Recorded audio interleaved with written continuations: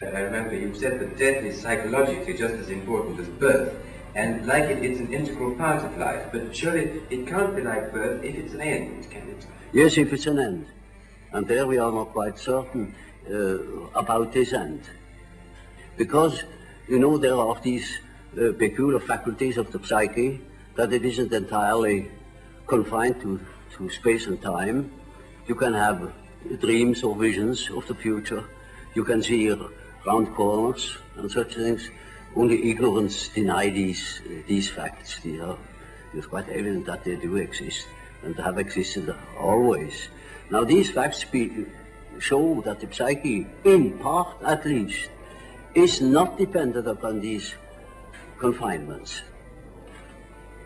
And then what? When the psyche is not under that obligation to live in time and space alone, and obviously it doesn't, then to that extent the psyche is not submitted to those laws.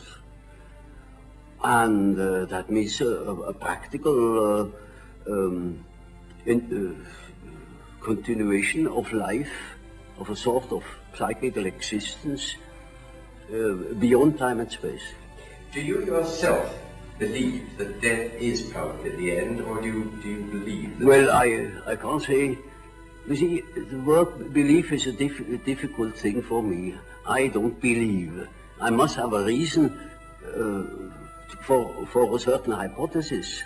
Either I know a thing, and when I know it, I don't need to believe it. If I don't allow myself, for instance, to believe a thing just for the sake of believing it. I can't believe it. But when there are sufficient reasons for a certain hypothesis, I shall accept these reasons, naturally, and should say, we have to reckon with the possibility of so-and-so, you know.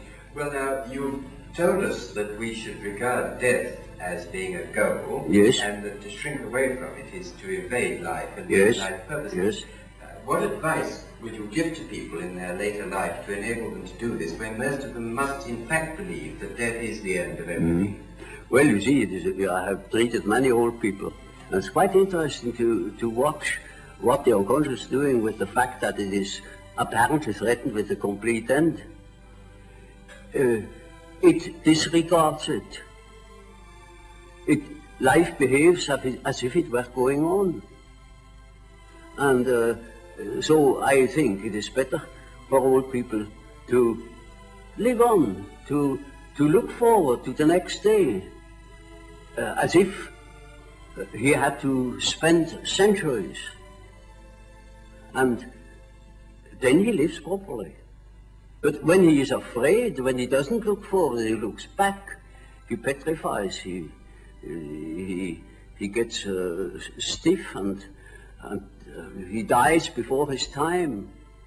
But when he is living on, looking forward to the great adventure that is ahead, then he lives.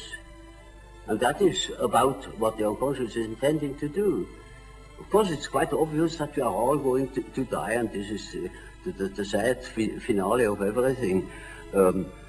But nevertheless, there is something in us that doesn't believe it, apparently. But this is merely a fact, a psychological fact.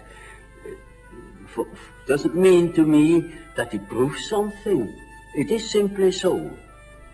For instance, I may not know why we need salt, but we prefer to eat salt too, because you feel better.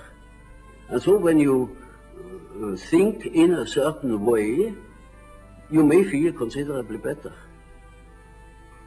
And I think if you think along the lines of nature, then you think properly.